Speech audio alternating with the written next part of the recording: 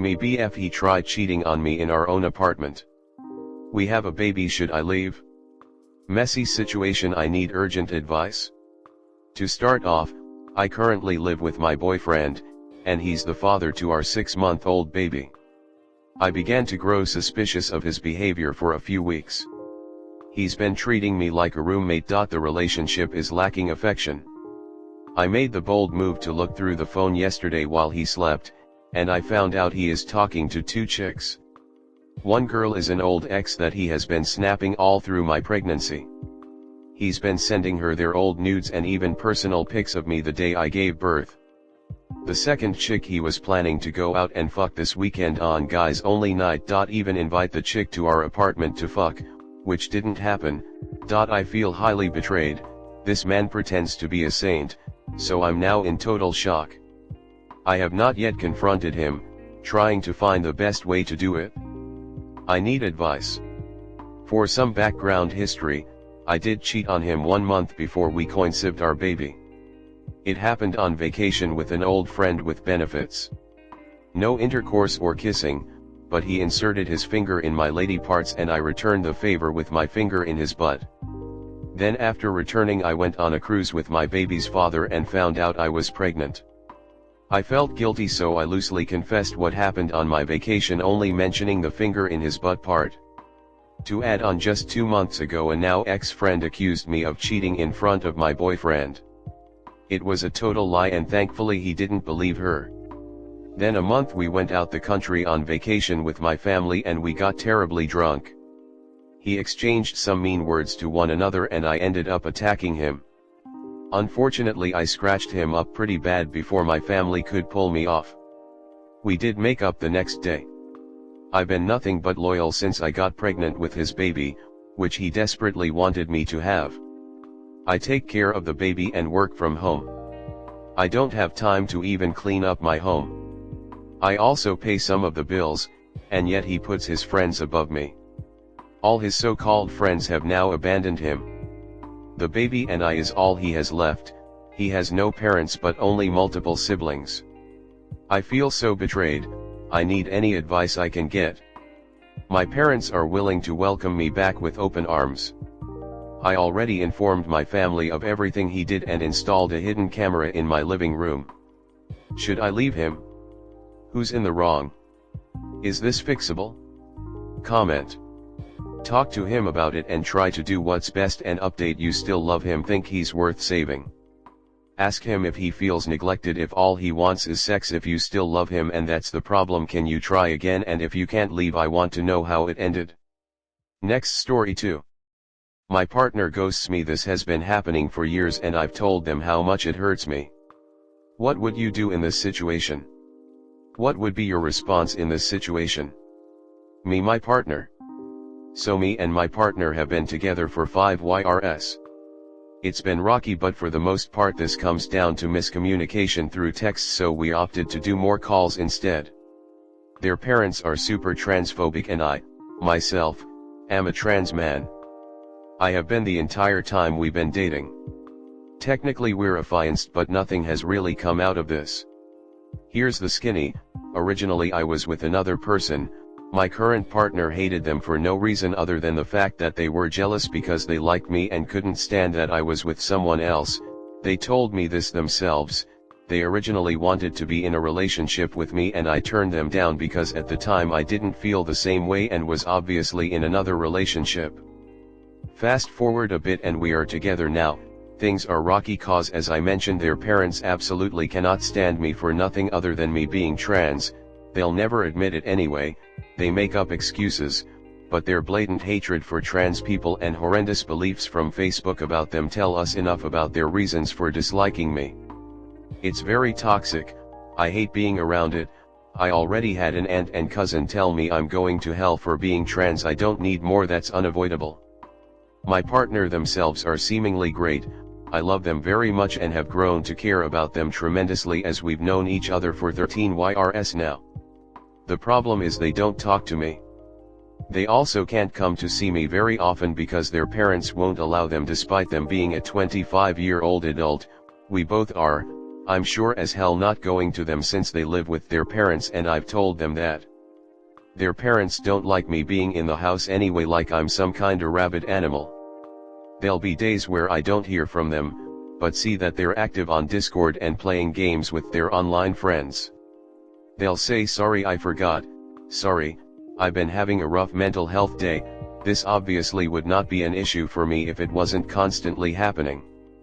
For instance, the biggest most recent example is they had some issues and ended up going to a big city 2 hours away to some relatives and ended up in the hospital. I was not made aware of this until last night, but guess who knew about it? Everyone else. Especially their online friends. This has always been the case with my partner. I constantly seem like I'm fifth fiddle. Forget second fiddle. I'm not a materialistic person, but I always make sure I have presents for them in advance for any special occasion despite having money issues, and if I can't buy something I make them something. But they don't do that for me, even though I told them they could just make me something and I'd love it just as much as something they'd buy for me. But guess who they always do stuff for? That's right, the people they live and breathe to talk to and not their supposed life partner. I'm always there for them when they need me, and yes, when I can get them to call and talk to me, they listen, but really that's all I get. Ever. Everyone in my life is telling me I should break up with them, and I've been defending them over and over on this, but my excuses for them are running out because I can see when they read my texts and I can see when they're active somewhere else playing with their friends. I'm not asking for constant attention, but some as their partner would be nice. If we live in the same city, barely 10 minutes away from each other, and we don't talk, what the hell makes them think not talking to me on the phone or other apps would be the ideal relationship? I feel like a damn toy, something they pull out when their friends aren't online or they're fighting with them and they need to vent and to discard and ignore when they're done. But somehow I'm always the bad guy. I'm emotionally manipulative even though I've told them how I feel about them ghosting me like this, and they just make excuses. They have mental health issues, well so do I. This doesn't seem fair. Comment. It honestly doesn't sound like there's much there to lose. Being in a relationship involved relating to one another. It doesn't sound like they're much of a partner or a friend to you at all. If you break things off romantically, you might be able to recalibrate your expectations and accept the level of friendship they're able to offer. If you keep pretending this is what having a partner is supposed to feel like, your resentment will only continue to build until you genuinely hate them and want nothing to do with them. Salvage whatever level of friendship you can if you want to keep them in your life, but please stop lying to yourself that you're in a relationship with someone who won't even talk to you. So don't. Instead of working on getting their attention, work on caring less about where their attention is. It's never going to be on you the way you want, need, or deserve. So please stop begging for scraps when you could go find someone else who can't take their eyes off you. I would break up and move on. They do not have the ability to navigate you and their family/friends. Not worth the trouble that will continue to happen. Next story 3. My friend wants to get closer, but I already have trouble just being friends because of how she handles her life situations. I will call her K. I do not do well comforting people and I struggle to show empathy, even though I feel it sometimes, so when someone tells me they're hurting or something isn't right, I get extremely uncomfortable. K does this a lot. She's going through a lot and I genuinely hurt for her, but I can't handle the constant negativity. It's really frustrating because the majority of what K talks about is negative and she does it while everyone else is in a good mood. For example, we could be out having fun bowling or something and she would randomly bring up how terribly her manager treats her. Or, over food, she one time brought up how people bully her and such. It makes me so uncomfortable because I really don't know how to respond other than "that's so terrible, I'm sorry," and to make it worse she goes on and keeps talking about it. Another issue I have is she is very insistent on things. The biggest thing recently is she informed me that one of our friends, M24, developed feelings for me, and I told her I'm not sure that I'm comfortable with the age gap, but she's still trying to set me up with him. I'm 99% sure she encouraged him to start texting me, and he actually asked me out, but I declined as I was leaving for a trip the next day, but I strongly believe she encouraged him to do that too. She asks me in front of him what my interests are and when I'm free. That's something I will have to bring up to her, I just need to find the words. She really does have a rough life and I feel really bad for her, but the constant negativity isn't something I can handle. I find it also brings down my mood as well. She's very nice, but I don't think it's something I could bring up to her. I want to be there for her and I want her to know that I love her, but I don't know for my sake that I'd like to get closer with her, let alone if it's even healthy for me.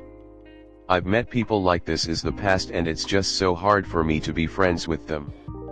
How do I handle her wanting to get closer when it's already hard for me to just simply be friends? I want to be there for her, but I don't know what to do. Comment. I think you need to continue to hold her at arm's length.